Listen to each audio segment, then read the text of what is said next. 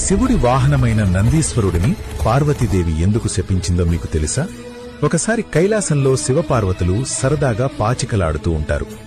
పక్కనే కూర్చొని చూస్తున్న నందీశ్వరుడితో పార్వతీదేవి మాలో ఎవరు గెలుస్తారు అని అడుగుతుంది. అది విన్న నంది, ఇందులో సందేహమేముంది, తప్పకుండా నా పరమేశ్వరుడే గెలుస్తాడు అనంటాడు. కాని చివరికి పాచికలాటలో శివుడు ఓడిపోయి పార్వతీదేవి గెలుస్తుంది. అప్పుడు పార్వతీదేవి నందీశ్వరునితో, నువ్వు కూడా ఓడిపోయావు కాబట్టి నీకొక శిక్ష, ఇక నుంచి నువ్వు నా శివుడికి దూరంగా ఉండాలి అని చెప్తుంది. అది విన్న శివుడు, చూడు పార్వతి, ఈ శిక్ష నుంచి నందీశ్వరుణ్ణి విడిపించు. నేను లేకుండా నంది, నంది లేకుండా నేను జీవించలేము అని చెప్తాడు. అది విన్న పార్వతీదేవి, నా కొడుకైన వినాయకుడిని నందీశ్వరుడు ఎప్పుడైతే సంతోషపెడతాడో అప్పుడే నందికి శిక్ష నుంచి విముక్తి కలుగుతుంది అని చెప్తుంది. దాంతో నంది గణేశుడిని సంతోషపెట్టడానికి తనకు ఇష్టమైన ఉండ్రాళ్లు తెచ్చి ఇస్తాడు.